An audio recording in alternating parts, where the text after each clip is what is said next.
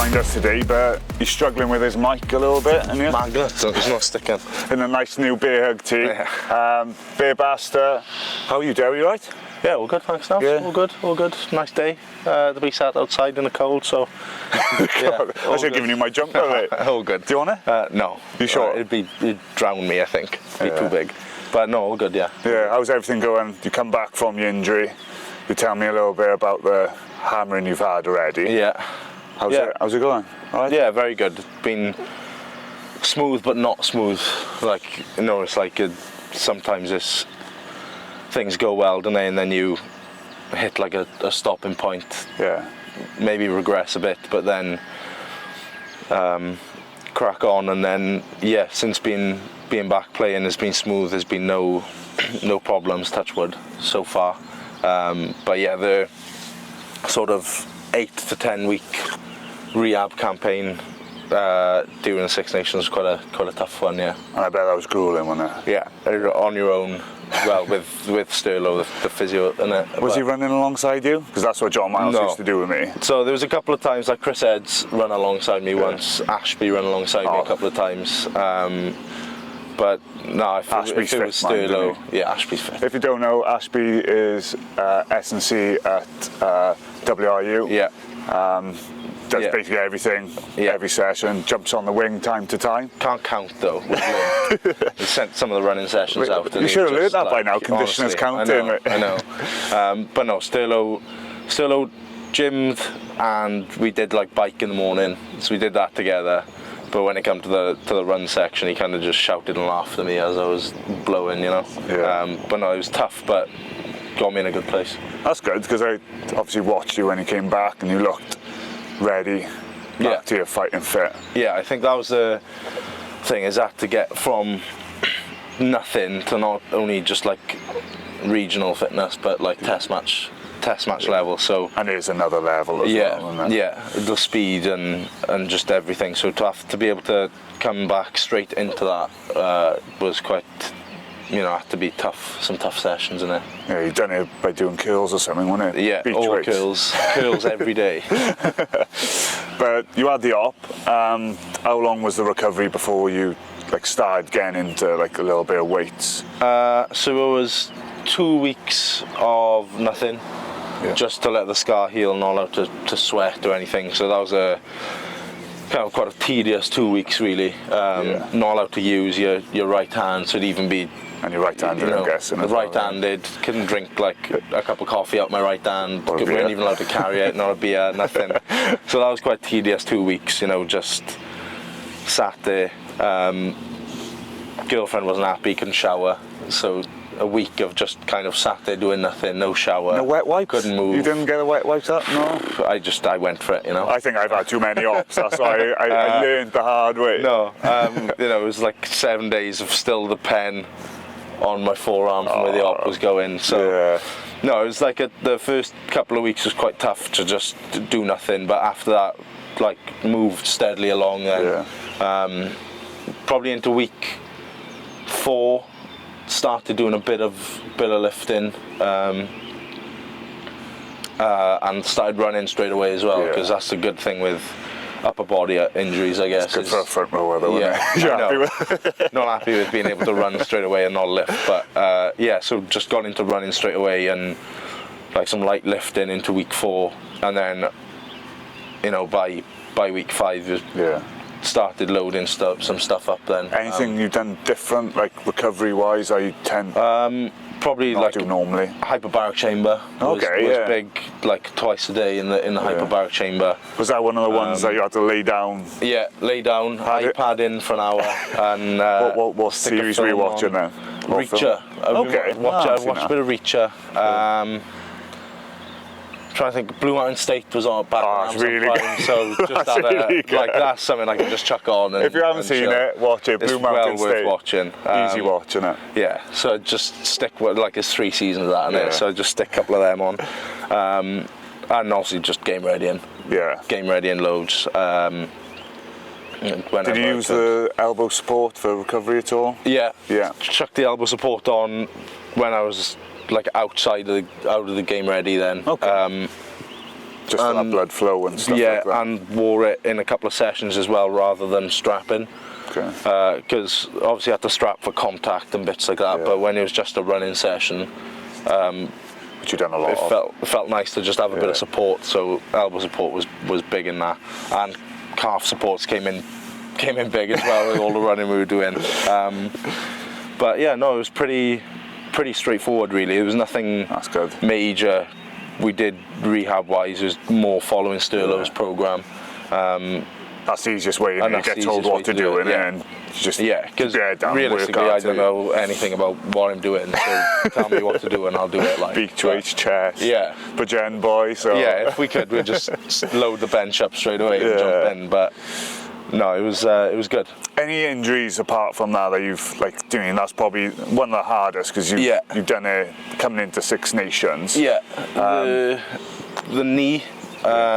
Just before World Cup was quite a tough one because I think mentally that was me missing a World Cup. Happened in Twickenham in the warm-up games, which was about 3 weeks before we were going. So you've done all the hard work. So we've done all the camps, all the hard work. Turkey. Yeah, and then first game, 20 minutes in, got cleaned out and MCL went. Yeah. So we went to see specialists. The specialist said 12 weeks. Yeah.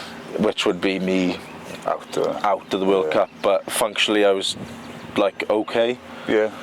So we just thought no op. We'd go for it, no op. Yeah. I just thought you might never make a World Cup again. I'll give it my best shot, and if it's not right, then it's So got back in 5 weeks off that. So that was me and Sterlo again. Sterlo has got me through quite a bit at the minute. I think that one was probably a tougher one than this one was. I think having gone through that, mentally I was much better this time round. Whereas that's good to hear. The last time it was quite tough because I, just didn't want to have to miss a World Cup really. Yeah. I think in the position of being co-captain as well, which was quite exciting. Quite exciting for me. That's been wicked, isn't it? Co-captain, you and Jack. Yeah, been class. How have you found it different? Because you were obviously I knew you coming up a little bit. Not too long because I coached me in Virginia Sports. I made him to who he was today. So no, it was good. World Cup was probably good for us because we were both new to it, both young. So having each other to lean on was good. We roomed together, so being able to go back to the room and talk rugby, talk about it, talk more rugby. But no, if there was something you were maybe worried about that you said or wanted to say the next day, you just check, kick off with each other, oh look, what do you think about this? Should I mention anything? Or so that was nice to have that really for both of us because neither of us wanted to step out of line, I guess, being our... Do you, I know you, the way you play and stuff, and the way I've known you through training, you lead everything by example. Do you find that helps, with the boys and stuff? Yeah, I think Jack's the same, and Jack's class at that. But I think definitely that makes a difference, doesn't it? If you're doing something yourself and then asking others to do it, it's easier than if you're asking people to do something you're not doing yourself, kind of thing. So I think that made things a lot easier, but also the experience we had in that group was class, wasn't it, as well, in that World Cup campaign. So for me and Jack, there probably often wasn't times we'd have to say much because you had Biggs, you had George, you had the likes of Lids from a breakdown and defensive point of view. So you had a lot of experience. There's a lot of experience in there for us, which helped us because sometimes you kind of leave meetings or leave training sessions and you haven't had to speak because boys have taken care of it, which was made life easy for us really. So no, it was good to have each other in that campaign, I think. And love doing it with him as well. Yeah, no, it's good. Just to see you develop as a player and doing when you've got that captaincy. I was retired at the time and I was out there doing commentary, so it's nice to actually see you get on the field. Obviously, be captain as well. It was wicked to see as a Bajan boy myself. No, it was good. What's probably the one game so far in your career, I know you might say either first cap or being captain of Wales, what's one that stands out for you? Yeah, we were on about this the other day, and I can't remember what I said. You can make it up if you want. Yeah. No, obviously, first cap's always huge, isn't it? Yeah. Where was it? Ireland, away in the Six Nations. And like tough place to go, that. Yeah, real tough. Yeah. But the crowd was class. Like result weren't great, but for me personally, to be able to, get on the field and earn a cap was class. I think beating South Africa away in that summer tour that we went on was unreal. Second test, won by point, didn't we? Chicken kick kick from the corner, especially after the first test, which was quite heartbreaking, wasn't it? Because we were level, weren't we? 29 close, all? 29 all with a minute left, and we gave a pen away, didn't we? And they kicked it 32-29, I think that was. Because that was special, wasn't it? First time. Yeah, it's the first time a Welsh team had won on South African soil, wasn't it? It's crazy when you look at that as a start. And I think that was my first ever summer tour, so my first time going away. Yeah, because I got my debut in that Six Nations, and then we went South Africa in that summer. So I forget it's 2 years ago. Yeah, that was like my first time going away with the squad, and like all the little things, like the flight and the plane over and stuff like that. First class. It's class, isn't it? Your first time getting to do it. So I think the little things of that, safaris, isn't it, when you go there. It was the first time you went to South Africa as well? Yeah. Do you go Ospreys at all? No, I think we might have gone just before, but it's quite different to go in with the national squad, isn't it? Like the things you get to do, days off, and it's mad tour. That was 3 tests against South Africa. I know, that was the best team in the box. Tough team that was. World Cup winners. World Cup winners at the time. Well, they still are, aren't they? But no, it was a good. I enjoyed that trip, and to beat them in that second test was class. So I think those are probably two of my best. Okay. Yeah. Ospreys. Some of the Ospreys games that we've played in the past. Last year we beat the Scarlets for first time ever, like back to back in the league.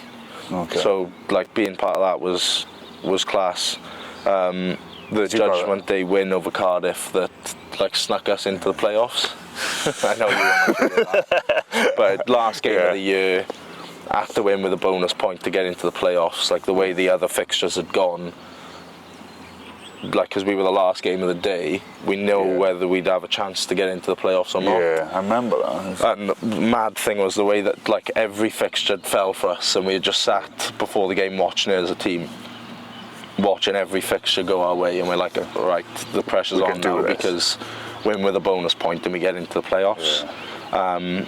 Which was class for us. It was a wicked game to watch. Yeah, I was watching that. It was a wicked game. Because it was very back and forth. It was quite like attacking, wasn't it? So we managed to just about sneak that and get in, and then we obviously lost to Munster in the playoffs then. But even going over there and playing over there was class in that playoff game. It was like one of them. I remember the run to the end of the season. Like you could see he was building the momentum. Just kind of went on an upward thing. And I think that's, like we say, like momentum's so key, especially in rugby, that it leads you, like win one game, then it kind of is a knock-on effect. Yeah, you get a feeling that you're not going to lose it, don't you? It like weirdly happens. But I think I didn't play in the game, but I was TR to be involved in that Montpellier game when the Ospreys beat them in the Champions Cup, and Balders and Sampari played at the time. I was just coming back from injury, shock. So I lucky you with Bearhug now. I TR'd that, and to be on the side, like with a group of boys who went and watched them win out there. They were French champions at the time. That was class. That was unreal. Different experience in France, isn't it? You had the World Cup there as well. And the atmosphere and all that out there is ridiculous. Yeah, it's awesome. Fair play.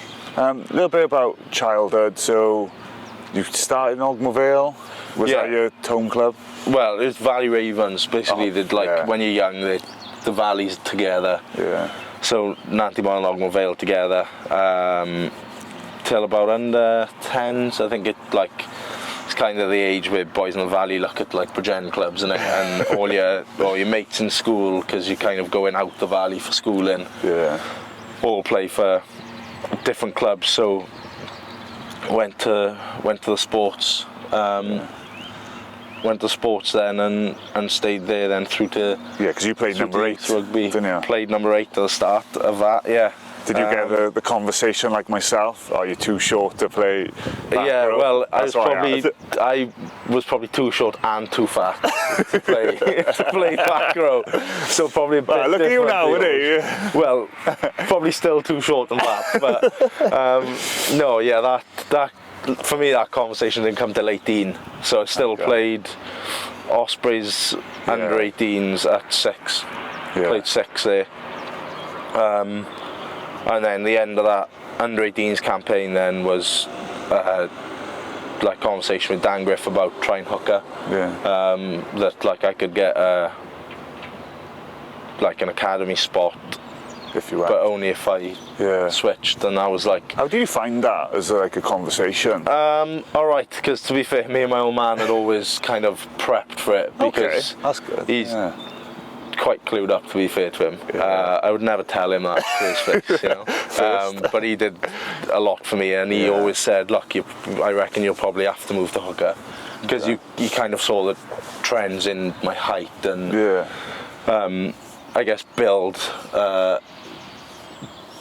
So he always said he wouldn't be shocked if they asked me, and then when they did, it was like, you know, I was always going to do anything to give it a shot, really. And if it didn't work out, then it wouldn't work out, and you'd just find someone else, innit? My mindset was always, I'm not playing in that front row. so if I didn't make it as a back row, I'm sticking at it. I'm not changing. I think at the time I was quite naive about how tough it is in the front row.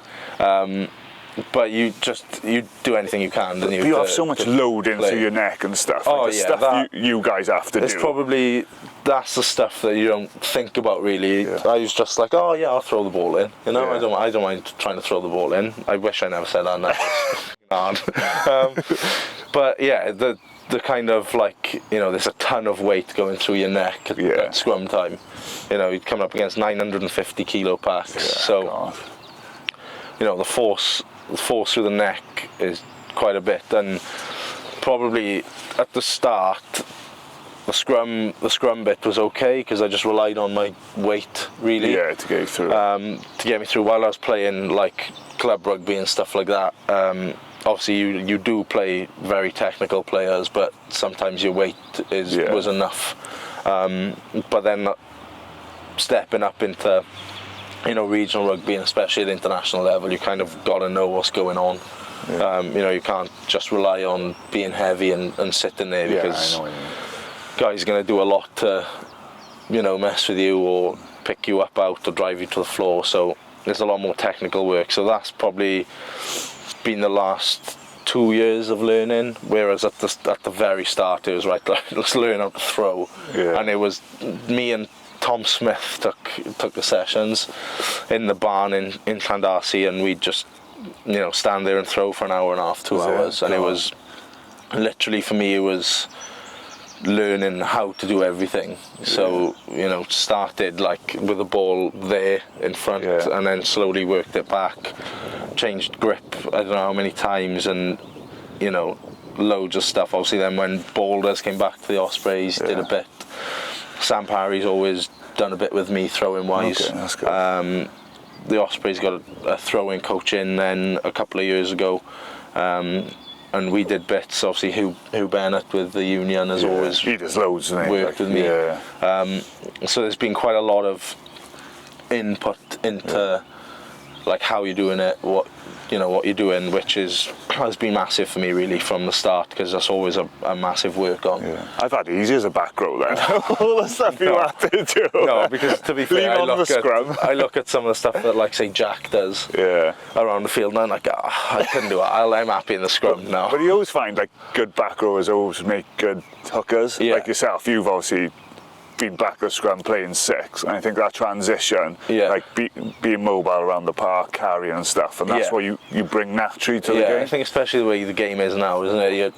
Hooker is almost like a 4th back row, and then sometimes there's a massive scrum half that's like a 5th one now. Big Jack, isn't it? Yeah. But no, it was probably quite a tough first 2 or 3 years. Yeah. Kind of just, not playing rugby because it wasn't safe for me to play rugby at hooker yet, So would you play back row in, like, say? No, it was literally just train. Yeah. Sometimes, say, if I was with the Ravens and I was on the bench at hooker, they chuck me on a back row. Oh, okay. Or, like, I got my... I bet that was tough, mine, because as a youngster, you just felt like and you feel like you're not actually progressing or moving forward, I remember sitting on the bench in a pre-season game for the Ospreys at hooker, and I got put on at 8 against Northampton Saints, and I was on the brewery. And it was like, like I'm doing all this work at hooker, and I keep getting put on the field of back row. Because you did cover back row, didn't you? For how many games was that? Because Ken done it for Scarlets, didn't it? Ken played 8 for Scarlets for a bit, didn't he? In that season. That's 4 or 5 years ago, wasn't it? So I played 7 last season, didn't I? Yeah. And pulled my hamstring, so I'm done in the back row now. That's it. That's enough. I'm done. Retired. Now. It's officially gone. The dream's over. Did you keep that jersey? I did, and I feel like burning it every time I look at it. I'm like, I missed it. I missed loads of rugby. I missed half a season. But no, it's all good. Fast twitch, isn't it? Yeah, too fast for the jersey. So go back to Bearhug. You've come on board. Any reason? What, like? Yeah, well, I spoke to Reese about this originally when I decided to join. We had the conversation. I picked up the calf sleeves just myself. Actually, before going to Switzerland World Cup camp, we kind of hear stories about how grueling it is, how like taxing it is on the body and stuff. So I just said to myself, right, I'm going to take a pair of calf compressions with me. And it was literally, for me, it was like a scroll through Amazon. Yeah. And then a couple of boys had said about Bearhug, and I picked them up and took them with me and loved them. Yeah. Obviously, didn't realise at the time that Milesy was on board. Yeah. Didn't realise it was, local to me and stuff. Just literally had heard good things. Went on Amazon, picked them up, enjoyed them in like Turkey. So did you use them more as in session or as recovery? Because I used them a lot as recovery. Recovery, I was. Yeah. I find sometimes it's tough to wear them in session because I'd be playing with them, or like it's like bottom of a ruck, boys will pull them down. And you're like, But no, they were a big recovery for me. Have worn them in sessions, when your calves are a bit tight. But yeah, loved them for recovery. And that was Switzerland, Turkey, and then took them to the World Cup, and I've worn them since. But that's how I kind of found out about it. And then it's probably a couple of months later, really, after the World Cup, into the new year, that I got involved, and it was just like, got in touch with each other, and they went from there. That's good. Yeah. Nice to have you on board. Yeah, it's nice to be on board. So I'm guessing that's your favourite beer product? Well, at the minute, it's the elbow, obviously, since the bicep, but I'd say either the lumbar or the calves is what I use. How do you use the lumbar? Just straight on all the time. Yeah. I guess that's the thing. Other thing about front row, and you're loading on your back is quite tough. And I think week off last week, first 2 days on the bounce. Yeah. Hinge takes a battering, doesn't it? Sometimes. So I can squat. So if the lumbar was around, I think I would have been able to squat. Would have been all right with it. Yeah. I used to do leg press, but using the gym or no? No, probably after. Okay. Just again, more of a recovery piece for me. To free that spine up. Yeah. So that's quite nice, sticking that on. So between that, the elbow at the minute, and the calf sleeves probably is one of my main uses. Favourite food? Good food, or like if I'm picking something rubbish? Say fast food, say. Fast food, Indian. Indian. Best place you played? Principality. Yeah. It's always going to be that. Home game, like that England game. Away? The thing. Away. Loftus. Okay. Is good. Like, it feels like the crowd's right on top of you. I quite like it out there. Best player you've played with? Tips. Yeah, unreal. Like, as a back rower, he was a centre 10. Yeah, even now he's a joke. Favourite film? Good Will Hunting, my favourite film. Okay, a bit different. I know. Series? At the minute, Reacher. Yeah. All time? All time. Do you know what I'm bad at? Is getting halfway through a series. Oh, no, I can't do that. I don't finish it. So, like, never finished Breaking Bad, Sons of Anarchy. That's one of my favourite. Power. Like, I never finished any of them. Finished Power? No, I usually get to like season 4, 5. What's the one about when the Cowboys? Yellowstone. Season 3 or 4 of that. Just got bored. Like, I think because I binge, I'm so heavy. Because I get into it really quick, and then it's like I don't want to watch 4 episodes today, and then I just slowly, like, I don't watch any then. So of all time, I like Brooklyn Nine-Nine. Just in the background, just chilled. Office. That's always a classic, isn't it? Funny, easy watch. Yeah, funny, easy watch. Yeah. Favourite song currently, or favourite song currently. That's hard. There's probably like a Chris Stapleton, White Horse, maybe. Nice. Cheers for the chat today, mate. You better get on that scrum machine. I don't. Thank you. Cheers now. Ciao.